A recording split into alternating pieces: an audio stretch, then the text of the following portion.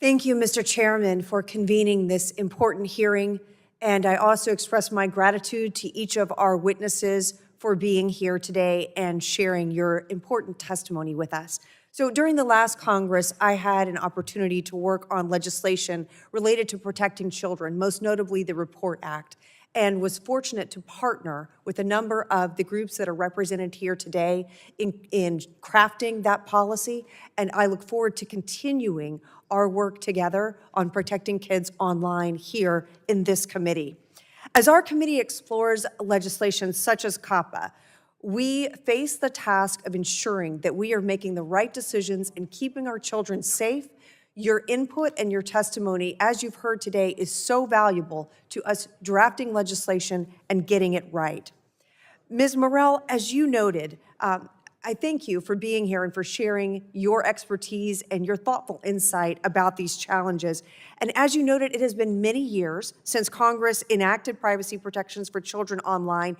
And in those years, technology has evolved and outpaced the protections that we have currently in place. I am eager to work on COPPA with Representative Castor and Wahlberg to improve protections for minors in a way that is in keeping with the threats we face in the 21st century.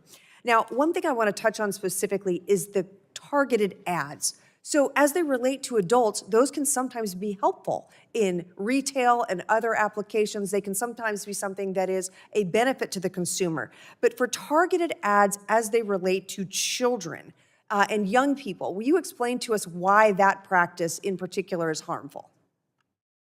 Yes, it's extremely harmful because children don't have the maturity that an adult has to be able to make decisions for themselves and to discern truth from false claims. And so I think it's really dangerous that these businesses are allowed to target ads to children in ways that then they feel compelled then that they should buy this product, and they're not discerning. And so I think it's a really predatory practice.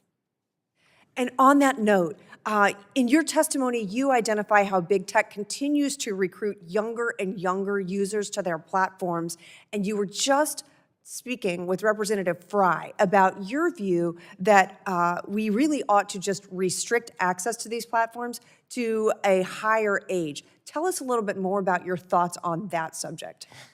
Yes, so I think that the nature of social media today is not a safe place for children. I feel like example after example has shown that the environment created by the product design, the way that their algorithms work, the kinds of material it promotes, which is often the most sensational or violent or explicit material is what gets promoted into children's feed, have made it an extremely unsafe place, as well as the metrics are designed to incentivize children to even post sexual images of themselves. And it has normalized a lot of the practices that we're talking about. Why are teens creating deep fake pornography? Because the environment and nature of the online world is extremely sexualized and violent. And so it is not a safe place for children. And I've said this before, but the same way that in the real world, we don't take children to bars or strip clubs and then try to blindfold them there. We just don't take them to those places. And I think social media has gotten to that point today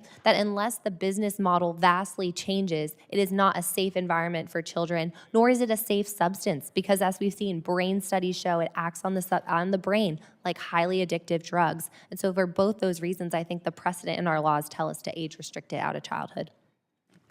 And Ms. Hawkins, one of the things that you have emphasized is the vulnerability of young teens who are not protected after the age of 13 under our current scheme. Would you like to speak on this as well and how you think that should change?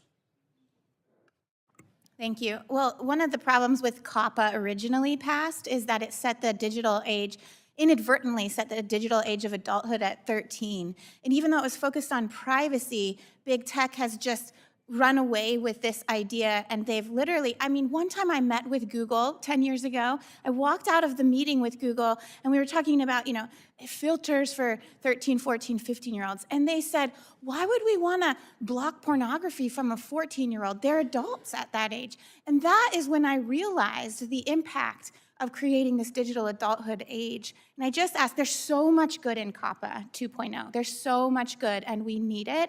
But I also ask that we not further cement this idea that we're digital adults at that age and that parents are not needed. Thank you, Mr. Chairman. I yield back.